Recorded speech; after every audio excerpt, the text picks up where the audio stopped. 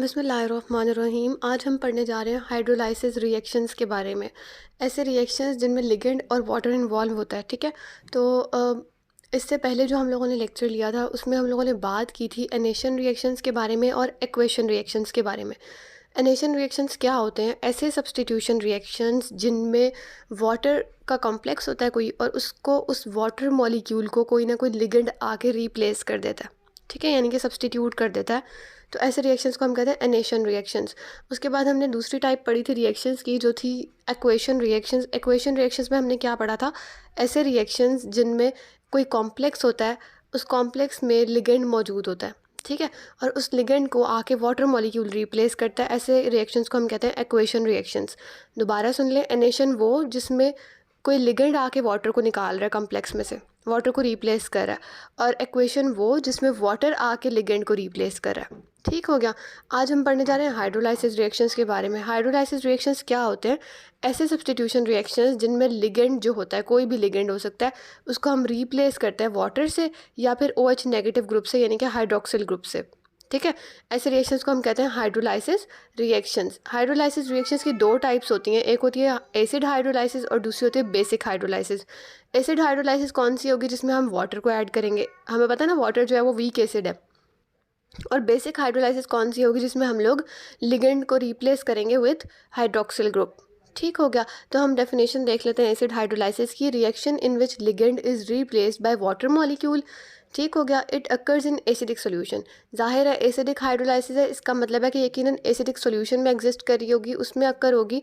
और पीएच क्या है एसिडिक सोल्यूशन की? जो पीएच है वो लेस देन 3 होनी चाहिए। अगर 3 से ऊपर जाएगी तो फिर हम इसको एसिड हाइड्रोलाइसिस नहीं कहेंगे। An aqua complex is formed as a product. Aqua complex ही बनेगा, जाहिर है, जब कोई वाटर का मॉलिक्यूल आ रहा है और कॉम्प्लेक्स के अंदर से लिगेंड को रिमूव कर रहा है और ख़ुद अटैच हो रहा है, तो वाटर ऐड हो रहा है कॉम्प्लेक्स में, तो वो एक्वा कॉम्प्लेक्स बनाएगा। वाटर को एक्वा कहते हैं ना, तो वो एक्वा कॉम्प्लेक्स बनाएगा। These reactions are also called as aquation reactions. Acid hydrolysis reactions को हम एक्वेशन रिएक्शंस कहते हैं, ठीक है।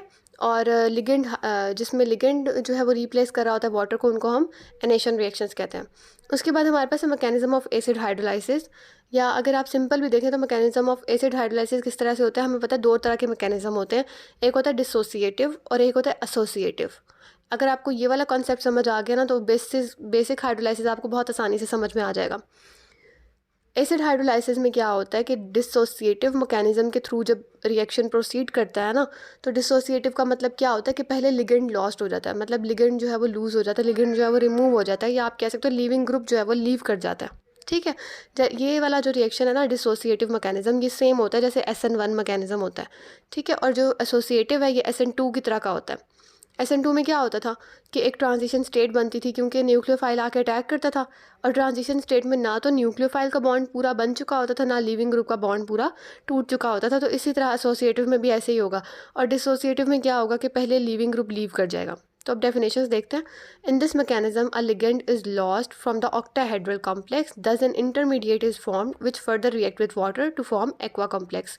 ठीक है, इसमें वही बात हो रही है कि पहले लिगेंड लॉस्ट हो जाएगा, ठीक है। उसके बाद क्या होगा कि एक इंटरमीडिएट की फॉर्मेशन हो जाएगी। जब लिगेंड निकलेगा पॉजिटिव का साइन आ जाएगा, एक कीटाइन बन जाएगा। उसके बाद क्या होगा, वाटर आएगा, वाटर रिएक्ट करेगा और क्या बनाएगा, एक्वा कॉम्प्लेक्स। तो इसमें क्या होता है कि कोऑर्डिनेशन नंबर कम हो रहा है। कोऑर्डिनेशन नंबर क्या होता है कि जितने लिगेंड्स, अब जैसे फॉर एग्जांपल आपके पास जो है, आप देख सकते हैं यहाँ पर कोऑर्डिनेशन नंबर जो है वो 6 है, ठीक है।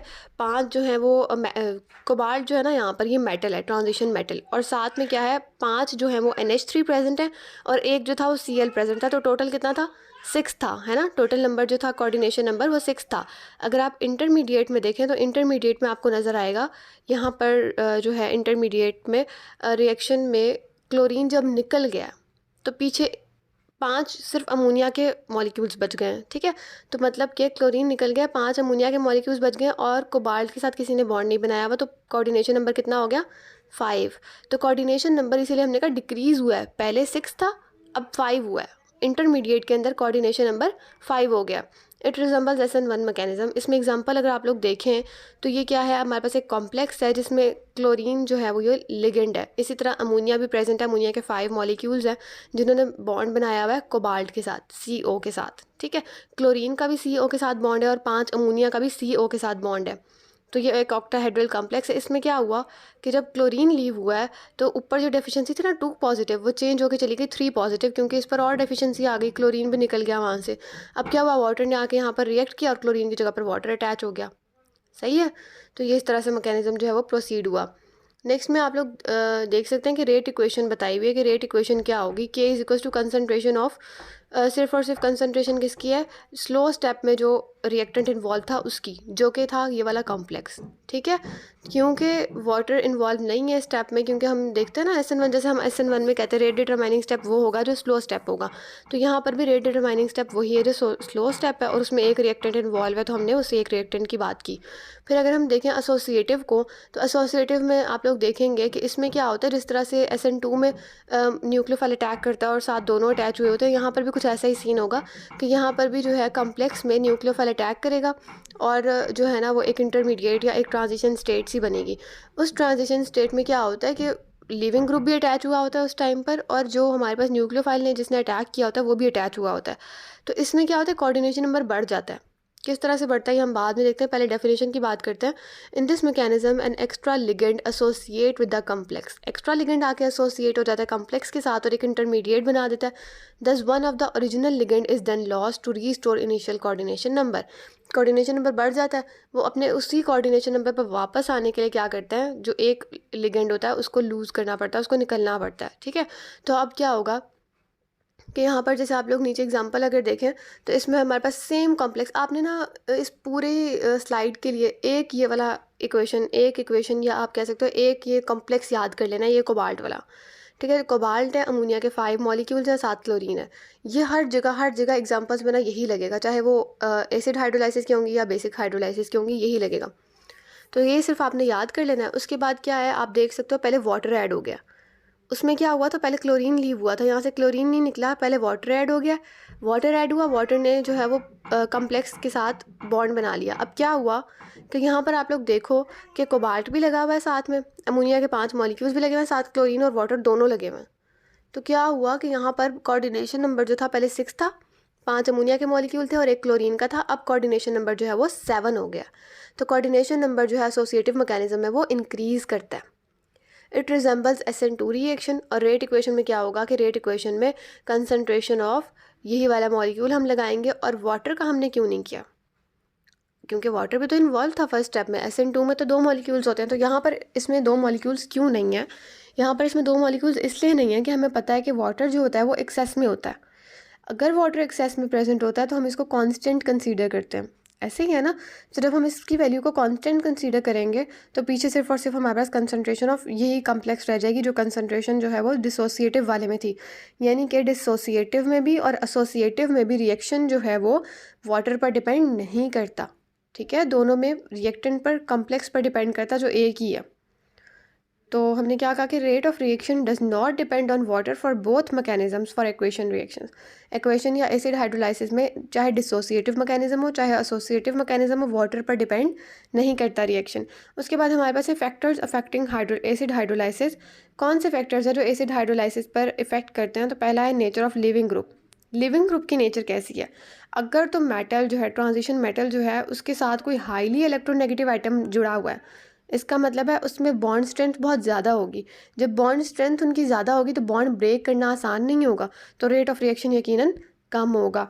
तो उसमें अब हम बॉन्ड स्ट्रेंथ को अगर देखें, हमें पता है फ्लोरीन की सबसे ज़्यादा होती है इलेक्ट्रोनेगेटिविटी, तो उसकी बॉन्ड स्ट्रेंथ भी ज़्यादा होगी, फिर नीचे क्लोरीन, फिर ब्रोमीन और एंड में आयोडीन। तो सबसे कम बॉन्ड स्ट्रेंथ जो है वो आयोडीन की होगी। तो मतलब कि अगर आयोडीन किसी कॉम्प्लेक्स में लगा हो तो इसको रिमूव करना आसान होगा और रेट ऑफ रिएक्शन ज़्यादा होगा, जबकि अगर हाईली इलेक्ट्रोनेगेटिव जैसे कि फ्लोरीन लगा हुआ होगा तो रेट ऑफ रिएक्शन जो है वो कम होगा। फिर है if metal ligand bond is strong, bond not break easily, rate of reaction decreases. ये मैं आपको पहले ही बता चुकी हूँ। मेटल क्या चीज़ है हमारे पास, कोबाल्ट है, और लिगेंड क्या चीज़ है हमारे पास, क्लोरीन है। उसके बाद है मेटल लिगेंड बॉन्ड वीक होगा तो बॉन्ड जो है वो इजीली ब्रेक हो जाएगा और रेट ऑफ रिएक्शन जो है वो इंक्रीज़ होगा। ये बात भी मैं आपको बता चुकी हूँ। ठीक है, नेक्स्ट चलते हैं अपने सेकंड फैक्टर की तरफ, जो है चार्ज इफेक्ट। चार्ज इफेक्ट ना यहाँ पर थोड़ा सा इसमें ऑपोजिट रोल होता है इसका, कि जब चार्ज इंक्रीज़ हो रहा होता है ना तो रेट ऑफ रिएक्शन कम हो रहा होता है। हालांकि हमें पता है कि चार्ज इंक्रीज़ होता है तो स्टेबिलिटी हमने हमेशा पढ़ा है कम होती है, लेकिन यहाँ पर हम जिन कॉम्प्लेक्स की या जिन ट्रांजिशन मेटल्स को इन्वॉल्व कर रहे हैं, जिन ट्रांजिशन कॉम्प्लेक्सेस की बात कर रहे हैं, जिन कोऑर्डिनेट कम्प्लेक्सेस की बात कर रहे हैं उनमें क्या होता है, उनमें थोड़ा सा डिफरेंट है। उसमें क्या होता है कि जब चार्ज इंक्रीज़ होता है ना तो स्टेबिलिटी भी इंक्रीज़ होती है और रेट ऑफ रिएक्शन कम हो जाता है। पता है ना, स्टेबिलिटी इंक्रीज़ हो तो मॉलिक्यूल रिएक्ट नहीं करता, तो जब वो चार्ज बढ़ेगा स्टेबिलिटी ज़्यादा होगी तो रेट ऑफ रिएक्शन कम होगा, यानी इनका भी इन्वर्स रिलेशन है। एग्जाम्पल अगर आप लोग देखें, एग्जाम्पल वही है जो हम पहले पढ़ चुके हैं। ऊपर वाले में 2 पॉजिटिव है चार्ज, तो जब वाटर ऐड हुआ तो वो 3 पॉजिटिव हो गया। रेट ऑफ रिएक्शन आपको नज़र आया कि रेट ऑफ रिएक्शन जो है वो फास्टर था, तेज़ था। उसके बाद अगर आप इसी कॉम्प्लेक्स में पॉजिटिव से 2 पॉजिटिव बनाना चाहें, यानी कि सिंपल पॉजिटिव था उससे आपने 2 पॉजिटिव बनाया, वाटर ऐड किया, तो क्या हुआ कि रेट ऑफ रिएक्शन कम था। तो जैसे जैसे चार्ज इंक्रीज़ हो रहा है रेट ऑफ रिएक्शन जो है वो डिक्रीज़ हो रहा है। ठीक है, सॉरी शायद मैं ये उलट बोल गई हूँ पहले। चार्ज इंक्रीज़ होगा तो स्टेबिलिटी बढ़ेगी तो रेट ऑफ रिएक्शन कम होगा। यहाँ पर अगर आप के की वैल्यूज़ देखें तो नीचे वाले के की वैल्यू ज़्यादा है और ऊपर वाले की कम है। क्यों? क्योंकि उसके ऊपर -3 है नीचे वाले पे और ऊपर वाले पे -6 है, तो -6 वाली वैल्यू ज़्यादा छोटी होगी, तो ऊपर वाली वैल्यू ज़्यादा छोटी है। फिर है चिलेटिंग एजेंट। चिलेटिंग एजेंट किस तरह से इफेक्ट डालता है? चिलेटिंग एजेंट क्या होता है पहले हम ये देखेंगे। ऐसे कंपाउंड्स जिनमें मेटल आयन जो है वो रिएक्ट करता है काफ़ी सारे मॉलिक्यूल्स से, ठीक है, और कॉम्प्लेक्स बनाता है, तो उसको हम कहते हैं चिलेटर, चिलेटिंग एजेंट, या फिर चिलेंट्स, या फिर सिक्वेस्ट्रेटिंग एजेंट। ठीक है, सिक्वेस्ट्रिंग एजेंट भी कहते हैं। तो इसमें क्या है, डेफिनेशन देख लेते हैं। Chemical compounds that react with metal ions to form stable water soluble complex, these are called chelants. ठीक हो गया। तो ऐसे केमिकल कंपाउंड जो मेटल आयन के साथ रिएक्ट करते हैं, फॉर एग्जांपल ऊपर वाले में अगर आप देखें तो मेटल आयन क्या है, कोबाल्ट है, और उसके साथ रिएक्ट कौन कर रहा है, अमोनिया के मॉलिक्यूल्स और क्लोरीन के मॉलिक्यूल्स। उसके अलावा चिलेटिंग एजेंट जो है ना, ये होता है कि जो काफ़ी सारे मॉलिक्यूल्स के साथ बना सकता है। फॉर एग्जांपल हमारे पास डाईइथाइल अमाइन होता है। डाईइथाइल अमाइन जो है ना ये रिएक्ट करता है और ना ये काफ़ी सारे बॉन्ड्स बना देता है। डाईइथाइल अमाइन के ऐड होने की वजह से, एज अ लिगेंड ऐड होने की वजह से, या as a chelating agent add होने की वजह से मॉलिक्यूल की या कॉम्प्लेक्स की जो स्टेबिलिटी होती है वो बढ़ जाती है। उसके बॉन्ड जो है वो स्ट्रॉन्ग हो जाता है, तो डिफ़िकल्ट होता है ब्रेक करना। इसकी एग्जांपल आप लोग देखेंगे कि चिलेटिंग एजेंट जो है वो भी इन्वर्स रिलेशन रखता है एसिडिक हाइड्रोलाइसिस के साथ। तो इथाइलिन डायमाइन जो है, these can form at least 2 bonds with metal आइन। तो चिलेटिंग एजेंट जो होता है वो एटलीस्ट 2 बॉन्ड बना सकते हैं, जैसे इथाइलिन डायमाइन है हमारे पास। इसकी एग्जांपल अगर आप लोग देखें तो इंटरमीडिएट हमारे पास जो बन रहा है CONH3 Cl2 positive and this intermediates हम देख रहे हैं इनके क्या क्या बनेंगे। तो जो पहला वाला हमारे पास मॉलिक्यूल है इसमें R के बाद जो फर्स्ट है वो बनेगा इंटरमीडिएट, यानी कि 3 पॉजिटिव होगा, क्लोरीन लीव हो चुका है, और दूसरे वाले में भी क्लोरीन लीव हो चुका है लेकिन चिलेटिंग एजेंट प्रेजेंट है।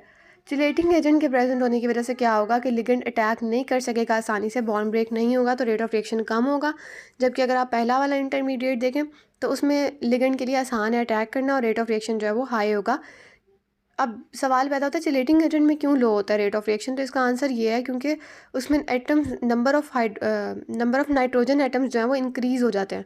Number of nitrogen atom increase होंगे तो मतलब लॉन पेयर इंक्रीज़ हो गया और कॉम्प्लेक्स जो है वो ज़्यादा स्टेबल हो गया और ये किसी भी चेंज को रेजिस्ट करेगा, ज़्यादा स्टेबल होगा, तो रेट ऑफ रिएक्शन जो है वो डिक्रीज़ होगा। उसके नेक्स्ट फैक्टर हमारे पास है स्टीरिक हिंड्रेंस। स्टीरिक हिंड्रेंस जो होती है ना ये रेट ऑफ रिएक्शन की डायरेक्टली प्रोपोर्शनल होती है। डायरेक्टली प्रोपोर्शनल किस तरह से होती है कि हम लोगों ने पढ़ा था ना कि जब हम लोग SN1 और SN2 मैकेनिज़्म को हमने डिस्कस किया था तो हमने पढ़ा था कि SN1 मैकेनिज़्म में स्टीरिक हिंड्रेंस इस काम आती है, फेवर करती है। क्यों फेवर करती है कि वो लिविंग ग्रुप को पहले ही निकाल देती है, तो रेट ऑफ रिएक्शन जो होता है वो फास्ट होता है। तो इसमें भी डिसोसिएटिव मैकेनिज़्म में तो रेट ऑफ रिएक्शन इंक्रीज़ होगा, लेकिन एसोसिएटिव मैकेनिज़्म में स्टीरिक हिंड्रेंस जो है वो इन्वर्सली प्रोपोर्शनल होती है, तो क्या होगा कि रेट ऑफ रिएक्शन जो है वो डिक्रीज़ होगा। इसी तरह कोऑर्डिनेशन नंबर का क्या इफेक्ट होता है कि कोऑर्डिनेशन नंबर अगर ज़्यादा होगा ना तो स्टेबिलिटी ज़्यादा होगी। ठीक है, अगर स्टेबिलिटी ज़्यादा होगी तो रेट ऑफ रिएक्शन जो है वो कम होगा। तो अगर आपसे पूछा जाए कि SN1 या SN2 या फिर एसोसिएटिव और डिसोसिएटिव मैकेनिज़्म में से किसका रिएक्शन जो है वो फास्ट होगा, रेट ऑफ रिएक्शन, तो इसका आंसर आप लोग देंगे कि जिसका कोऑर्डिनेशन नंबर ज़्यादा होगा उसका रेट ऑफ रिएक्शन कम होगा, जिसका कोऑर्डिनेशन नंबर कम होगा उसका रेट ऑफ रिएक्शन ज़्यादा होगा।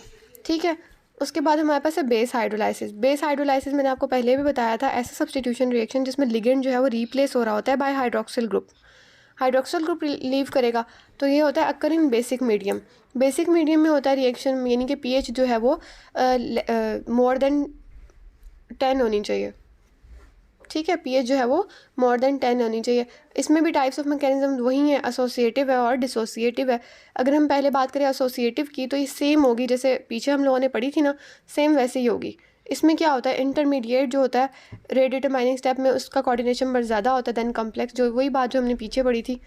और सिर्फ फ़र्क कहाँ आता है, फ़र्क यहाँ आता है कि इसमें जो है ना, ये देखें आप लोग जैसे देख सकते हैं कि क्या हो रहा है कि OH ऐड हो रहा है, जैसे वहाँ पर वाटर ऐड हो रहा था यहाँ पर OH ऐड होगा, यानी हाइड्रोक्सिल ग्रुप ऐड होगा, बाकी पूरा का पूरा रिएक्शन सेम है। मैंने आपको कहा था ना कॉम्प्लेक्स में आप अगर ये कोबाल्ट वाली एक ही कॉम्प्लेक्स याद कर लेना तो आपका ये पूरा स्लाइड पूरा लेक्चर कवर हो जाएगा। तो इसमें भी आप लोगों ने यही वाली याद रखनी है, रिएक्शन जो है वो स्लो होगा, जैसे वहाँ पर वाटर ऐड हुआ था यहाँ पर हाइड्रोक्सिल ग्रुप ऐड होगा और बाकी सारा कॉम्प्लेक्स जो है वो सेम बनेगा।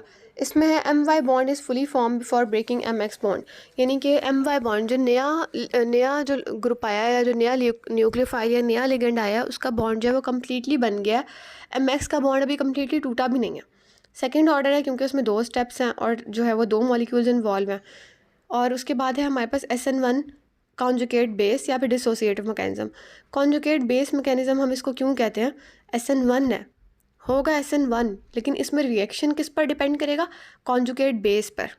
ठीक है, इसमें जैसे हमने पीछे पढ़ा था ना कि वाटर पर डिपेंड नहीं कर रहा, तो चलो ठीक है हम यहाँ भी कह देते हैं कि बेस पर डिपेंड नहीं कर रहा, लेकिन यहाँ पर रिएक्शन जो है वो एसिड पर भी डिपेंड नहीं कर रहा।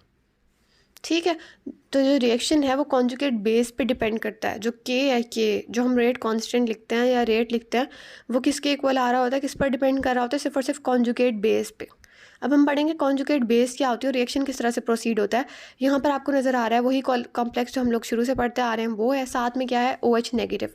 अब डिसोसिएटिव है तो होना क्या चाहिए था कि पहले क्लोरीन लीव करता फिर OH आता, ऐसे ही होता ना, लेकिन यहाँ पर क्या हुआ कि क्लोरीन ने लीव नहीं किया, OH नेगेटिव आया, इसने यहाँ से एक प्रोटॉन एक्सट्रैक्ट किया।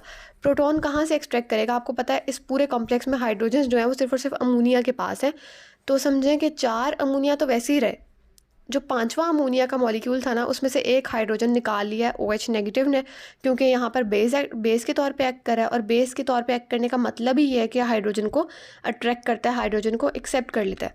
तो यहाँ पर जब बेस ने हाइड्रोजन को एक्सेप्ट किया है तो 4 मॉलिक्यूल्स अमोनिया के वैसे ही आ गए कॉन्जुगेट बेस में, और जो 5वां मॉलिक्यूल था उसमें से एक हाइड्रोजन हमने कम कर दी। ठीक है, बाकी सारा का सारा कॉम्प्लेक्स वैसे ही आ गया, वहाँ पर +2 साइन था, यहाँ पर पॉजिटिव हो गया। उसके बाद क्या हुआ, वाटर बना साथ, यानी कि कॉन्जुगेट एसिड बना, वाटर तो यहाँ से हमने निकाल दिया। अब नेक्स्ट स्टेप में क्लोरीन लीव करेगा, और जिस स्टेप में क्लोरीन लीव कर रहा है ये स्टेप जो है ये स्लो स्टेप है। हमें पता है ना, हम SN1 में वो वाला रिएक्शन देखते हैं या वो वाला स्टेप देखते हैं, वो रेट डिटरमाइनिंग स्टेप होता है जिसमें जो है वो जो स्लो स्टेप होता है। तो स्लो स्टेप जब आप ये रिएक्शन परफॉर्म करवाएंगे आप देखेंगे कि स्लो स्टेप जो है वो सेकंड स्टेप है, यानी कि जिसमें क्लोरीन लीव हो रहा है। हमें पता है ना जिसमें लीविंग ग्रुप लीव होता है वही स्लो स्टेप होता है, तो यहाँ पर लीविंग ग्रुप लीव हो रहा है, ये स्लो स्टेप है। तो इसीलिए हम कहते हैं कि ये रिएक्शन जो है एसोसिएटिव मैकेनिज्म, अगर हम डिसोसिएटिव मैकेनिज्म अगर देखें बेस हाइड्रोलाइसिस का, तो उसमें रिएक्शन जो है वो कॉन्जुगेट बेस पे डिपेंड करता है। ठीक है, अब आप लोग देख रहे हैं कि rate is equals to K1 × CB, ये लिखा हुआ आ गया। उसके बाद आपने लिखा है conjugate base is equals to this, जो आ गया एक्सप्रेशन लिखा हुआ है इसके। अब आप सोचते होंगे ये क्या, इसको आसान अल्फाज में अगर समझना है ना तो ऊपर वाले रिएक्शन में ज़रा जाएं। जो फर्स्ट रिएक्शन था हमारा, फर्स्ट रिएक्शन में ना आपने कॉन्जुगेट बेस, ये जो पूरा कॉम्प्लेक्स है ना कॉन्जुगेट बेस का, इसको अगर आप CB लिख दें, ठीक है, CB लिख दें, तो यहाँ से वाटर मॉलिक्यूल जो है वो उस तरफ जाके डिवाइड हो जाएगा। तो ये जो आप नीचे देख रहे हैं CB is equals to this complex, ये पूरा वही है, ऊपर वाला रिएक्शन ही है, सिर्फ और सिर्फ वाटर जो है वो यहाँ से जाके नीचे जाके डिवाइड हो गया। अब उन्होंने क्या कहा, at higher concentration of OH negative reaction becomes independent of OH group SN2। SN2 में क्या होता है, SN2 में हमने ऊपर कहा ना कि बायोमोलिकुलर रिएक्शन है, 2 मॉलिक्यूल्स इन्वॉल्व हैं और जो है वो रिएक्शन जो है वो दोनों पे डिपेंड कर रहा है। लेकिन जैसे अगर आप हाइड्रोक्सिल ग्रुप की कंसंट्रेशन बढ़ा देते हैं ना बहुत ज़्यादा, तो रिएक्शन जो है वो हाइड्रोक्सिल ग्रुप से इंडिपेंडेंट हो जाता है, यानी फिर हाइड्रोक्सिल ग्रुप पे डिपेंड नहीं करता। तो SN2 मैकेनिज्म में ये बिहेवियर एक्सप्लेन नहीं कर सके थे कि SN2 में ऐसा क्यों होता है। SN2 में तो दोनों पे डिपेंड करना चाहिए, ठीक है, या अगर दोनों पे डिपेंड नहीं भी करा तो फिर किसी एक पर करना चाहिए। लेकिन क्या होता है, कम कंसंट्रेशन होगी तो वो डिपेंड करेगा हाइड्रोक्सिल ग्रुप पे, लेकिन अगर ज़्यादा कंसंट्रेशन हो जाएगी हाइड्रोक्सिल ग्रुप की तो फिर रिएक्शन जो है वो इंडिपेंडेंट हो जाएगा। नेक्स्ट हमारे पास रोल ऑफ OH। अब बात आती है कि यहाँ पर जो पीछे हमने OH यूज़ किया है SN1CB में, यानी कि कॉन्जुगेट बेस वाले में, वहाँ पर OH नेगेटिव का रोल क्या था। OH नेगेटिव का ये रोल था कि इसने एज अ गुड बेस या एज अ अच्छी वाली बेस एक्ट किया, और इसने क्या किया, इसका काम ही यही होता है बेस का कि वो प्रोटॉन लवर होती है, प्रोटॉन को एक्सेप्ट करती है। इसने यहाँ पर प्रोटॉन को एक्सेप्ट किया, प्रोटॉन को निकाला है, एक्सट्रैक्ट किया from ammonia which is trans to leaving group. ठीक है। क्या हुआ कि यहाँ पर लिविंग ग्रुप जो है वो क्लोरीन था और साथ में था अमोनिया। अब इसने क्या किया, क्लोरीन को एक्सट्रैक्ट नहीं किया, इसने किया हाइड्रोजन को एक्सट्रैक्ट, इसने एज अ बेस एक्ट किया। बेस एक्ट करते हुए इसने अमोनिया के अंदर से हाइड्रोजन निकाल लिया। अब शेप ऑफ इंटरमीडिएट की बात हो रही है इन the presence of pi donor ligand. Pi donor ligand क्या होता है कि ऐसा लिगेंड, लिगेंड वो होता है ना जिसके पास लॉन पेयर ऑफ इलेक्ट्रॉन्स होता है, ऐसा लिगेंड जो अपने lone pair of electrons donate करे टू फॉर्म पाई बॉन्ड और पाई बॉन्ड्स को इलेक्ट्रॉन रिच बना दे। ठीक है, तो उसको हम कहते हैं pi donor. In the presence of pi donor ligand, for example chloride ion, iodide ion या फिर NH2 है, तो the shape of intermediate will be trigonal bipyramidal. Trigonal by pyramidal shape ये आपको नज़र आ रही है नीचे बनी हुई। ट्राइगोनल बाई पायरामिडल शेप इस तरह की होती है। जब हम बात करेंगे ना डिसोसिएटिव मैकेनिज्म की, तो डिसोसिएटिव मैकेनिज्म में क्या होता है कि we have two intermediate shape, square planar और ट्राइगोनल बाई पायरामिडल। दो तरह की शेप्स बन सकती हैं, स्क्वायर पायरामिडल भी बन सकती है और ट्राइगोनल बाई पायरामिडल भी बन सकती है। दोनों में जो है हमारे पास वो 6 मॉलिक्यूल्स प्रेजेंट हैं। ठीक है, तो उन्होंने कहा कि so when we have pi donor ligand, जब हमारे पास पाई डोनर लिगेंड होता है ना, तो फिर हमारे पास शेप कौन सी बनती है, ट्राइगोनल बाई पायरामिडल इंटरमीडिएट बनता है। और अगर पाई डोनर नहीं है तो फिर स्क्वायर पायरामिडल बनती है शेप। दोबारा सुन लें, हमारे पास जो है वो दो तरह की शेप्स बनती हैं, एक होती है स्क्वायर पायरामिडल और दूसरी होती है trigonal by pyramidal. Dissociative mechanism में ये दो तरह की शेप्स होती हैं।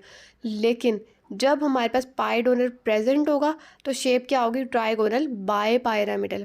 और जब एब्सेंट होगा पाई डोनर, यानी जब निकल जाएगा या नहीं होगा, तो पायरामिडल इंटरमीडिएट शेप होगी।